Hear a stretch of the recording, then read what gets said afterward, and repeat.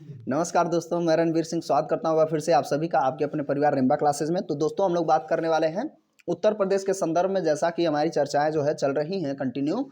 तो उसके तहत ये अगला टॉपिक हो जाएगा जिसे हम कहते हैं जनजातियाँ, है ना। जनजातियों के बारे में चर्चा हम अनुसूचियों में भी देखते हैं। कौन सी अनुसूची हो जाएगी? अनुसूची 5 और अनुसूची 6, है ना। अनुसूची 5 में क्या होता है?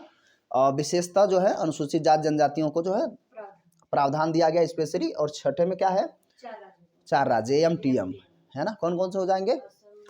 असम, मेघालय, त्रिपुरा और मिजोरम के जनजातियों के लिए विशेष प्रावधान है। तो फिलहाल भैया हम वहाँ AMTM पे नहीं जाएंगे, हम यूपी में आएंगे। तो यूपी के संदर्भ में महत्वपूर्ण जो जनजातियां हैं उनको हम लोग कवर करेंगे। सभी एग्जाम के लिए इंपॉर्टेंट रहेगा जो भी यूपी से संबंधित है। इसमें कहने की कोई ज़रूरत नहीं है। अगर आप एग्ज़ाम की तैयारी कर रहे हैं सीरियस, तो आपको ऑलरेडी पता है ये टॉपिक कितना इंपॉर्टेंट है, ठीक है ना। तो वीडियो को शुरू करते हैं बिना समय गंवाए और कंटिन्यू बने रहिए। शुरुआत कर देते हैं 2011 के जनगणना के अनुसार हम यूपी में देखेंगे तो 0.6%। हालांकि सबसे ज़्यादा जनजातियां जो पाई जाती हैं किसी राज्य के संदर्भ में बात करेंगे तो कौन से राज्य में सर्वाधिक जनजातियां? राज्य भारत के अंदर मध्य प्रदेश, है ना। मध्य प्रदेश में सर्वाधिक पाई जाती हैं। उत्तर प्रदेश में अनुसूचित जनजातियों से जो रहित जिले हैं जहां पर कोई जनजातियां नहीं हैं, तो हम देखते हैं अयोध्या और जालौन। वहां पे कोई भी जनजाति नहीं है। जनजाति का मतलब ST, ठीक है ना, शेड्यूल्ड ट्राइब्स। 2011 के अनुसार सर्वाधिक व सबसे कम SC आबादी का प्रतिशत वाले जिले। तो SC मतलब शेड्यूल कास्ट, यानी कि अनुसूचित जाति। तो यहाँ पे देखिए सबसे सर्वाधिक परसेंट के मामले में बात हो रही है तो सर्वाधिक जो है सोनभद्र में प्रतिशत में और सबसे कम बागपत में, ठीक है ना। सर्वप्रथम राज्य की 5 जनजातियां अनुसूचित जनजाति श्रेणी में। एक चीज और मैं यहाँ जोड़ दूं, सीतापुर जिले में सबसे ज्यादा SC जनजातियां, SC के लोग पाए जाते हैं, है ना। अनुसूचित जाति के लोग सबसे ज्यादा। सर्वप्रथम राज्य की 5 जनजातियां अनुसूचित जनजाति श्रेणी में सूचीबद्ध की गई थी 1967 में, पहली बार, है ना। 1967 में जो जनजातियां थी उसमें यूपी की सबसे बड़ी जनजाति थारू, ठीक है ना, जो आप पोस्टर में भी देखे हैं, बैनर में, या हम कह सकते हैं थंबनेल में। बुक्सा, जौनसारी, भोटिया और राजी, ये 5 जनजातियों को 1967 में क्या कर दिया गया था? अनुसूचित कर दिया गया, यानी कि संविधान उसके अपने कानूनी मान्यता दे दी गई। दूसरी बार राज्य की जो है 10 जनजातियों को अनुसूचित कर लिया गया था 2003 में। 10 जनजातियों को 2003 में, 5 जनजातियों को 1967 में। और इसमें हम जनजातियों को अगर हम देखेंगे तो गोंड, है ना, जिसमें अलग अलग, जिसमें गोंड, पठारी, धुरिया, नायक, ओझा, ये सब मिलते हैं, है ना। उसके बाद अच्छा ये कहाँ कहाँ पे हैं उनके बारे में चर्चा हम देखेंगे तो पहला गोंड, है ना। तो राजगोंड, पठारी, धुरिया, नायक, ओझा ये सब होते हैं।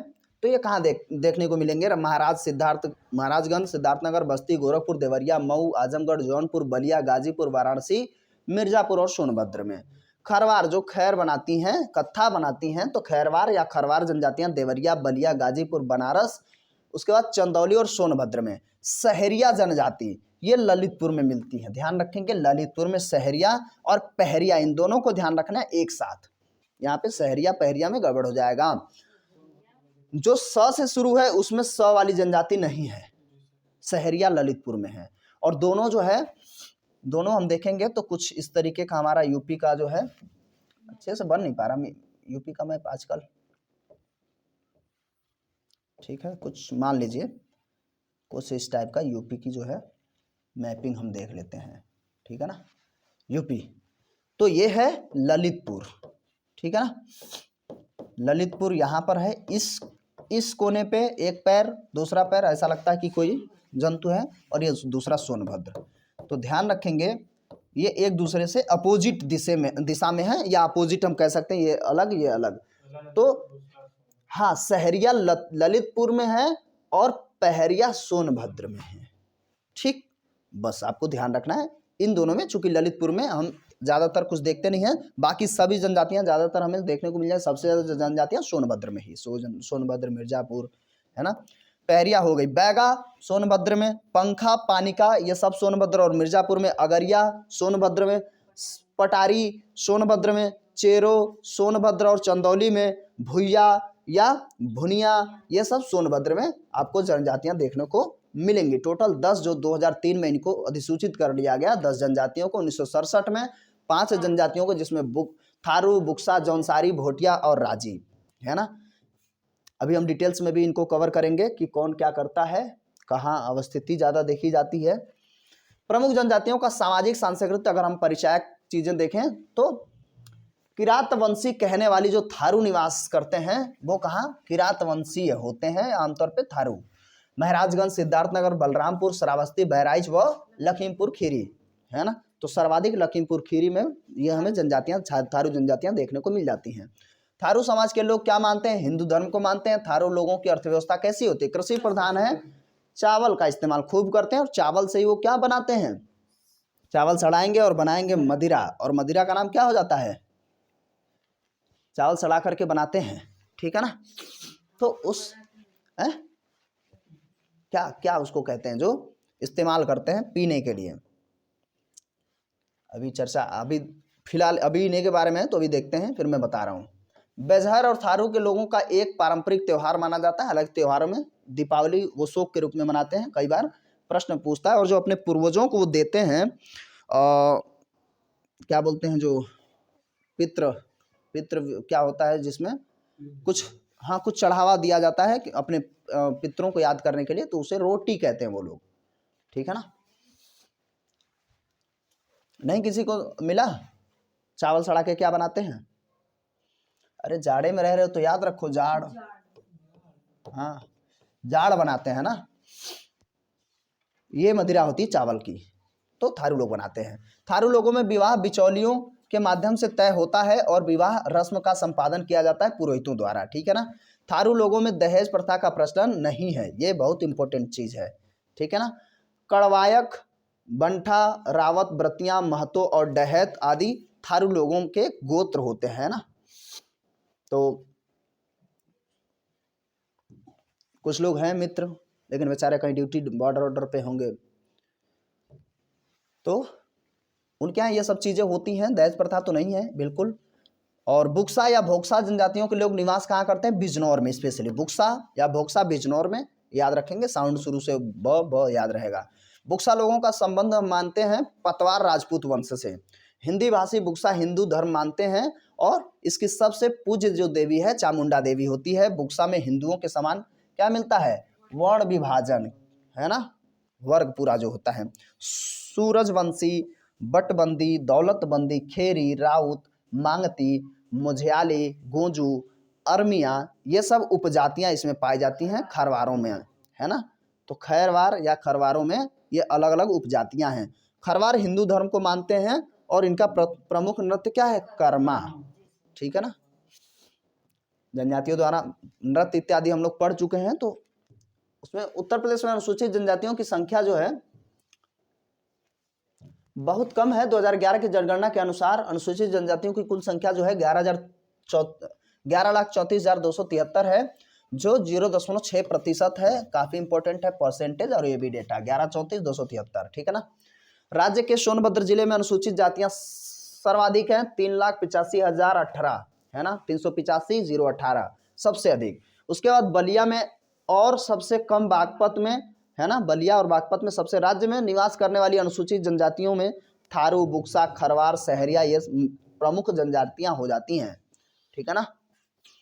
बागपत में सबसे कम, ये याद रखेंगे, बलिया बागपत। फिलहाल बागपत हमें एकदम से। भारत सरकार द्वारा सर्वप्रथम 1967 में प्रदेश की 5 जनजातियां चर्चा हम लोग कर चुके हैं। थारू, बुक्सा, भोटिया, जौनसारी, राजी को अनुसूचित जनजातियों में श्रेणीबद्ध कर लिया गया, सूचीबद्ध किया गया। बाद में 2003 में भी 10 लोगों को, है ना, जिसमें गोंड, धुरिया, नायक, ओझा, पठारी व राजगोंड जो इसके अंतर्गत, गोंड के अंतर्गत ही आते हैं। फिर खरवार, खैरवार या हम सहरिया, फिर पहरिया, बैंगा, पंखा, पनिका भी कहते हैं, अगरिया, पठारी, चेरो और भुइया, है ना। तो ये थोड़ा सा याद रखेंगे, इनको अनुसूचित कर लिया गया है। अब हम थोड़ा सा स्पेशली इनको पढ़ेंगे, ठीक। सबसे पहले थारू, यूपी में सर्वाधिक, सबसे बड़ी जनजाति थारू ही है यूपी में। थारू जनजाति पूरे भारत में सबसे बड़ी जनजाति कौन सी है? पूरे भारत में, हाँ, सबसे बड़ी जनजाति पूरे भारत में कौन सी है? हैं?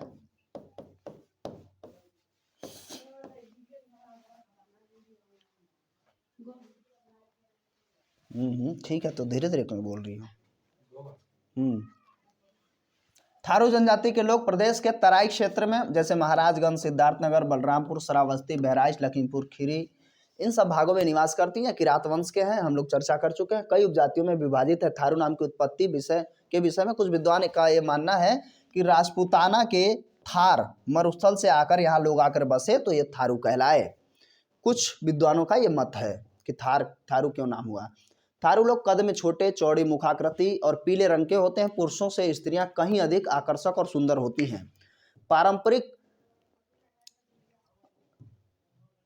पारंपरिक थारू पुरुष धोती पहनते हैं और बड़ी चोटी रखते हैं, जो हिंदुत्व का प्रतीक है। इनका मुख्य खाद्यान्न चावल है और इसके अलावा दाल, रोटी, दूध, दही, मछली, मांस भी खाते हैं। थारू जनजातियों में पहले संयुक्त व मात्र सत्तात्मक परिवार प्रथा पाई जाती थी, लेकिन इसमें भी काफी बदलाव देखने को मिल रहे हैं। सामान्यतः क्वेश्चन आएगा तो आप याद रखेंगे मात्र सत्तात्मक यहाँ पे देखा जाता है, संयुक्त परिवार। थारू समाज में विवाह प्रायः बिना दहेज का होता है। विवाह का खर्च प्रायः दोनों पक्ष मिलकर उठाते हैं और इसमें विवाह रस्म का संपादन भर्रा, जो पुरोहित कहलाते हैं, भर्रा होते हैं। विवाह के अवसर पर विशेष भोज का भी प्रचलन है। लोग हिंदू धर्म को मानते हैं। इनके अनेक देवी देवताएं होते हैं। भूत प्रेत, जादू टोना इत्यादि में भी विश्वास करते हैं। ये लोग हिंदुओं के सभी त्यौहार मनाते हैं। होली के दिनों में ये खूब उल्लास मनाते हैं और यह फागुन पूर्णिमा के दिन कई दिनों तक लगातार मनाया जाता है। वो सामान्यतः फगुआ चलता रहता है ना। इनकी अर्थव्यवस्था कृषि प्रधान है। धान की खेती करते हैं। इसके अलावा दाल, तिलहन, गेहूँ, सब्जी आदि भी बोते खाते हैं। इनके मुख्य व्यवसाय पशुपालन, लकड़ी कटाई, शिकार, वन्य भूमियों से लकड़ी, जड़ी बूटी, फसल फूल इत्यादि एकत्रित करना।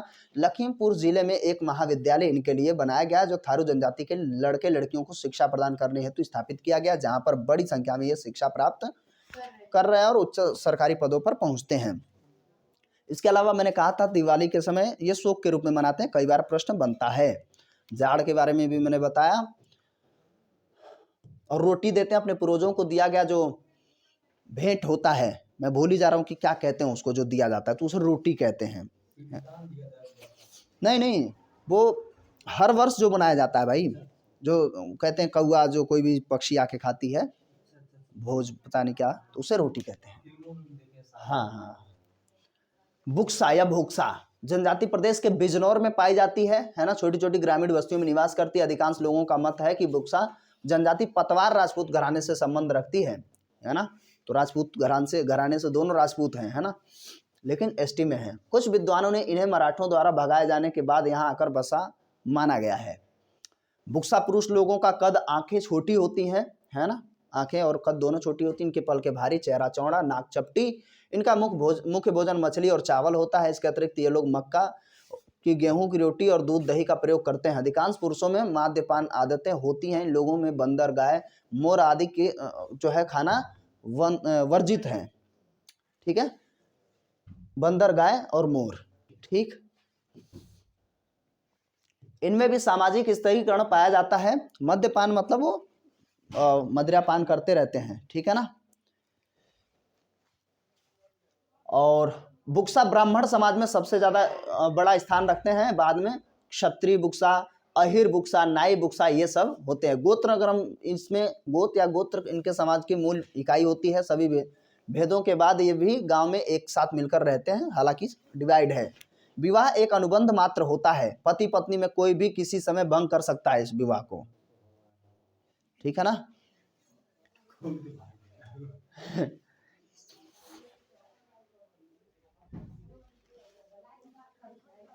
इसमें जो है इनके परिवार का स्वरूप हिंदू समाज के समान होता, अधिकांशतः संयुक्त तथा विस्तृत परिवार है। साथ ही केंद्रीय परिवार भी यहाँ देखते हैं। धीरे धीरे इनकी संख्या में वृद्धि हो रही है।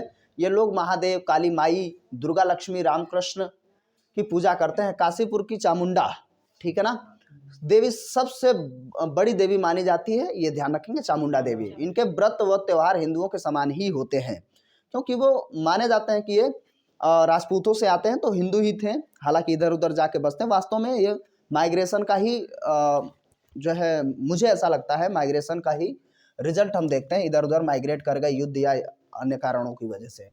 इनकी जो बिरादरी पंचायत प्रमुख राजनीतिक संगठन होता है जो समाज में न्याय और शांति व्यवस्था बनाए रखने के लिए उत्तरदायी होता है। बिरादरी पंचायत 4 स्तरों में बटी हुई है। सर्वोच्च अधिकारी तखत कहलाता है, मुंसिफ, दरोगा और सिपाही के नाम से भी जाने जाते हैं। खुद में कानून, खुद में संविधान, ठीक है। और सरकार भी ऊपर से बस देखती है, हाँ कोई दिक्कत ना हो, बाकी उनको ऐसे ही रहने दिया जाता है जो है। सो हमारा काम ही एसटी लोगों को जो है एप्रिसिएट करना, बढ़ाना, गवर्नमेंट यही तो करती है। बहुत सारा आरक्षण इसीलिए देती है कि उनका भी जीवन स्तर बढ़े। गांव की पंचायत में 3 स्तर होते हैं, सरपंच होता है, ग्राम पंचायत का सभापति और मुखिया भी। कृषि के अतिरिक्त बुक्सा जनजाति के लोग गाय, भैंस, बकरी पालते हैं जिनका दूध प्रयोग में लेकर के आते हैं। तो याद रहेगा कि बुक्सा जनजाति कहाँ की है? बिजनौर की।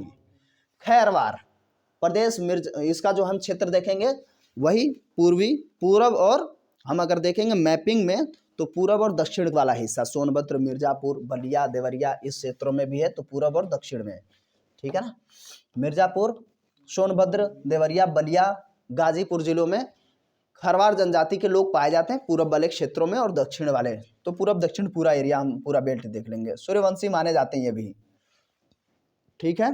मतलब सारे के सारे जो हैं राजपूताने ही हैं, बस ये ध्यान रखना है। अभी मुस्लिम भी आएंगे तो उन्हें हम स्पेशली ध्यान रखेंगे।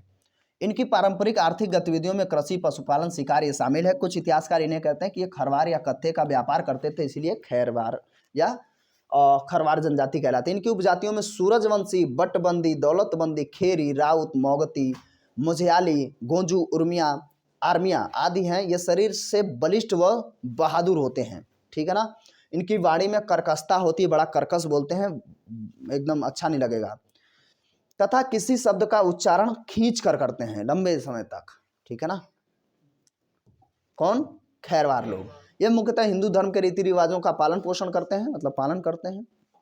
ये लोग बघौस, बनसंती, दुल्हा देव, घमसान, घोरैया, शिव, दुर्गा, हनुमान आदि देवी देवताओं के अतिरिक्त जंतुओं में नाग आदि की भी पूजा करते हैं। कई बार पूछ लेता है कि नाग की पूजा किस में की जाती है, तो खरवार या खैरवार में। इस जनजाति के लोग मांसाहारी और शाकाहारी दोनों प्रकार के होते हैं। और प्रारंभ में ये लोग जंगलों में शिकार, कृषि, पशुपालन और लकड़ी काटने का काम करते थे, लेकिन अब सरकार द्वारा इन क्रियाओं को प्रतिबंध कर देने के कारण ये जो है मजबूरी में भिक्षाटन करना पड़ रहा है, क्योंकि इनके पास कृषि योग्य भूमि नहीं है। कभी कभी इन्हें बंधुआ मजदूरों का भी जीवन व्यतीत करना पड़ता है, काम धाम करके जैसे भी सर्वाइव कर रहे हैं। थोड़ी मुश्किल हो रही है, ठीक है ना। तो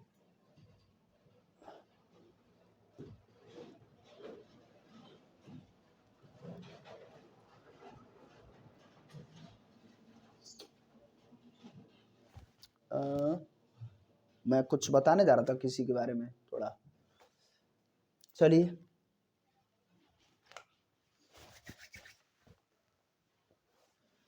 तो लोकेशन भी याद रखेंगे, मुख्यतः जो हैं वो पूछता है। और ठीक है, इसमें कंप्लीट हो गया। कुछ दिमाग से स्किप कर गया, कुछ मैं स्पेशल बताना चाह रहा था। तो ठीक है, इस वीडियो में इतना ही। और कैसा लगा वीडियो कमेंट करके ज़रूर बताइए। महत्वपूर्ण तो है, इसमें कोई डाउट नहीं है। आपके अगर यूपी एग्ज़ाम से संबंधित आप तैयारी कर रहे हैं तो इम्पोर्टेंट है। ठीक है, इस वीडियो में इतना ही। कैसा लगा कमेंट करके ज़रूर बताइए। मिलते हैं वीडियो में, तब तक के लिए नमस्कार, जय हिंद, जय भारत।